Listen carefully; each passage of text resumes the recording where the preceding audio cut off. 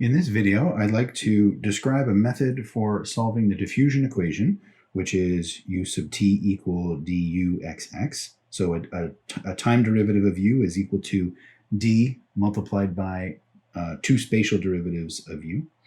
And then when we have an equation like that, we need to impose an initial condition, just like we did for matrix equations, to fix down those arbitrary constants that creep into our solution. And we also need something that we didn't see in the matrix systems of equations. We need to impose boundary conditions at either end. So here I've chosen to impose Dirichlet, but there's a direct analogy to the method I'm going to describe here, very similar, that I'll go over, maybe even if I have time at the end of this video. Okay, so I want to motivate this method by looking at how we solve the matrix equation. Remember that the solution to a matrix equation like this, where A is, let's just assume it's 2 by 2, but we just have to include more terms like this if it's larger. So we calculated eigenvalues, lambda 1, let's say, and we would take that lambda and put it in the exponent e to the lambda 1t multiplied by an arbitrary coefficient c1. And then we found the eigenvector for that eigenvalue lambda and multiplied it, and that was one piece of our solution. And then we repeated this for the other eigenvalue. So we would have an expression like this. Okay, so what I'd like to do here is, and just remember though that with the eigenvector pair satisfied the equation AV equal lambda V. So as long as I can solve this equation and plug it into this form here, I can build my solution. Well, let's try and do the same here. We have, so if I write this one out, this is actually a du dt here, equal, and this is a linear operator.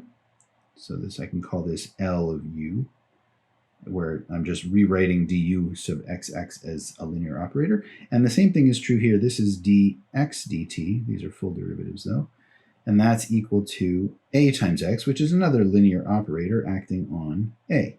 So they have the same overall structure, even though the details of what that linear operator look like are different. So what I want to do then is replace the linear operator a times x by the linear operator du xx. So to do that, what I'm going to do now is I'm just going to write down the equation du xx is equal to lambda times u. And now we want to see, okay, is lambda positive or negative? Or maybe we can find solutions, eigenvectors that have both. Well, so depending on the sign of lambda, we can have three cases. We can have lambda equals 0, we can have lambda negative, and we can have lambda positive. And for each of these, we have some solutions we can write down. So if lambda is equal to 0, that gives us uxx equals 0. And that tells me that a straight line is an eigenvector with eigenvalue 0. And so I can write down now that u of x, my eigenvector, and I'm not putting any t dependence in here because the t dependence is going to come through these exponential terms. So u of x is going to be, let's say, b times x plus a. And I'm writing it in this way intentionally. In fact, it's tempting to put an a naught there because this is going to be very closely related to the first term of, or it's going to be the first term of a Fourier series when it's relevant. Okay, so let me also think about the case when lambda is positive. And in that case, if we're just looking at this up here, I can take, when can I take two derivatives and get a constant multiplied by the original function? That would be when u of x is equal to e to the lambda over d under a square root sign times x. And I could actually put a plus or minus in front because two derivatives, even if a minus sign comes out after one derivative, the second derivative will get rid of it. So plus or minus square root of lambda over d times x. This function, with any plus, minus, and any value of lambda, will satisfy that differential equation. Okay, so that's another scenario. And it turns out this one is not going to be that interesting to us. It's not going to be useful for the type of problem we're interested in solving. So I'm actually going to not really refer to it again.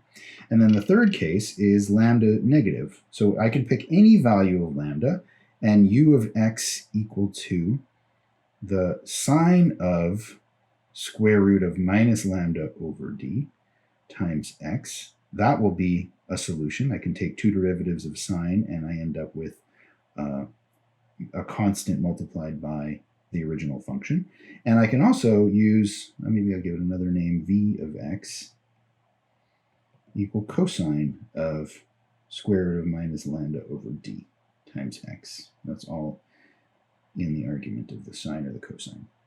Okay, so now we have a bunch of eigenvectors, and this is actually the opposite way we found eigenvalues and eigenvectors. Here we're finding the eigenvector first, and then we're going to find the eigenvalue for each case. Well, so here already we know the eigenvalue is 0, but here you can see that any value of lambda that's negative, this will be a solution to the eigenvalue problem here, right? Any of these ones will satisfy this equation. And so we do need to restrict ourselves a little bit more because we need to pick ones that also satisfy the boundary conditions. Okay, so let's do that. So let me write down our boundary condition. Well, our boundary conditions are right here. So what do we need to do? We need to use functions. So our eigenvectors now, which are really eigenfunctions, they have to satisfy the boundary conditions, which means they have to be 0 at 0 and 0 at L. Now cosine will not be 0 at 0. So v of x, these ones are right out of consideration for us because they won't satisfy the left boundary condition. And now this one, the sine function, it's definitely 0, but some frequencies just won't work for us. So that frequency is no good, that frequency is no good. What we need is that frequency there so that it's 0 again by the time I get back to, or by the time I get to L. And then higher frequencies as well will work, but they have to be chosen just right. And so the ones that are going to work out of all of these, if I choose u sub x equal to sine of square root of minus lambda over d times x, I want the sine of minus lambda, square root of minus lambda over d evaluated at L to be equal to 0. And when is the sine function equal to 0? When the argument is, this argument inside there has to be equal to some multiple, integer multiple of pi. That's where sine hits 0. All right, so now all I have to do is I have a whole list of n values, and now I just have to solve this expression for lambda. So I will write down lambda equal, and if you work that through, you should get minus n squared pi squared over L squared multiplied by d. And I'm going to put a subscript n because for every n, I will get another solution here. Now you'll notice if I choose negative values of n or positive values of n, they end up being exactly the same because I'm squaring the n there. So I'm really only going to need to consider n equal 1, 2, 3, and so on. And I don't use 0 here because n equals 0 would give me a 0 function. And we're not interested in 0 functions as eigenvectors because we never want to have a 0 eigenvector. A 0 eigenvalue is fine, but not a 0 eigenvector. Okay, so now what we've narrowed ourselves down to, the solutions, the eigenvectors that we've left available to us are the sine functions with the correct frequency chosen, which requires that we choose lambda carefully, like this, right here. And the other one, we still have to see if this one satisfies the boundary conditions. Now you can see that b times x will certainly satisfy the 0 boundary condition here. But if b is not 0, then I'm not going to hit 0 at L. And so I need to choose my slope down here to be 0. Furthermore, if a is not 0, then I don't get my boundary conditions at either end. So both a and b in this case are forced to be 0. And so this eigenfunction is also out of the running because it doesn't satisfy the boundary conditions. So what we're left with is an infinite collection of sine functions, and we're going to use those to build our u of x and t, and we're going to do it as follows. So u of x and t will be equal to an infinite sum from n equal 1 to infinity. And I'm going to put arbitrary coefficients. Instead of calling them C1, C2, the traditional notation for them is B instead of C's. And then we put in our eigenvalue in the exponent. So e to the minus n squared pi squared over L squared times dt.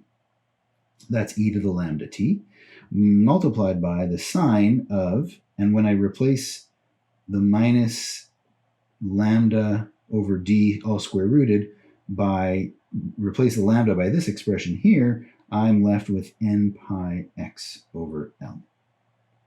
And so this is the equivalent right here, is the diffusion equation equivalent to this expression for matrix solutions. And so just like I used the initial condition to figure out the C values in this case here, in the matrix case, I'm also going to use the initial condition to figure out the B values here.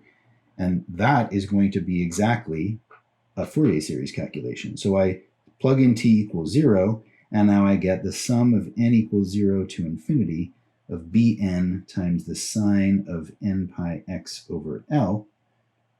And that has to be equal to f of x, whatever my given function is. So now in order to figure out what those bn values are, I'm forced to find a Fourier series representation of f of x. Now the problem is that I've got an f of x that's defined, I'm only told its values between 0 and L. So I have some function here, who knows what it is, and that's going to be my f of x. In order to find a Fourier series of it, I should need cosines and sines in general. And here I'm expecting to be able to find something that's just a Fourier series with sine functions. And that means f of x has to be an odd function, because I'm claiming that I'm constructing it from only sine functions. Now, there's nothing about this function defined between 0 and L that tells me it's even or odd, because I don't see what it is off to the left. And so what that means is I have to do some inventing of what this function looks like on the other side. And for example, if the formula of the function is just given as f of x equal x, that happens to be an odd function, and so I could just easily say, oh yeah, I'm just going to use that function, and they didn't tell me that's what it was from minus L to L, but let's just use that because that works perfectly well for me. But if the boundary condition had been something like x squared, then really the only thing it's saying about x squared is the function has got to be x squared between 0 and L.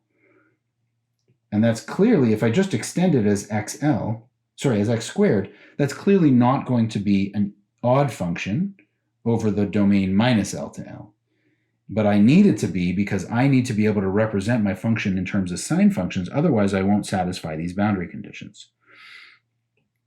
So that means that I have to do something other than the obvious extend this just using the same formula. And what I can do is, and I'm going to do it with this other function that I drew earlier.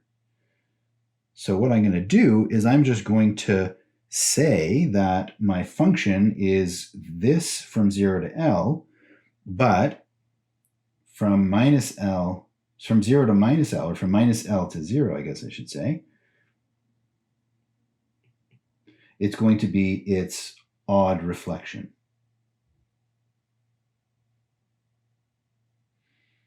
Okay, so now if this is what I call my my function f of x from minus L to L, then I get something that'll have a Fourier series only consisting of sine terms.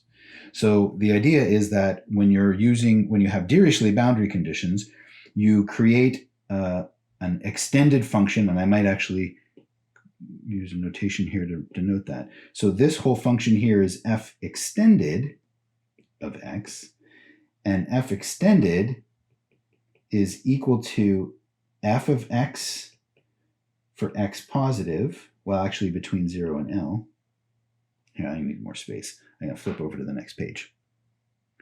So f extended of f of x is equal to f of x for x between 0 and L, and I'll include L and I'll include 0, and then it's equal to minus f of x from minus L up to 0. And actually, I could, so that the Fourier series converges properly, I could actually just say that this is equal to 0 right at x equals 0. It doesn't really matter what I do with that other point. This is the most important piece because we're going to be taking integrals, and what the value is of an integral at the value of the function at one particular point is not going to influence that interval. And then I extend this even further, so it's then periodic outside that interval.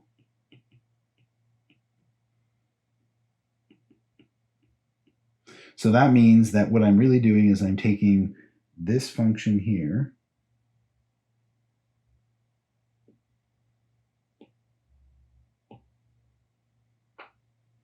and I'm copying it over and over. So let me get rid of this first here. And now this is the function that I'm now finding a Fourier series for. This function here will agree with the original function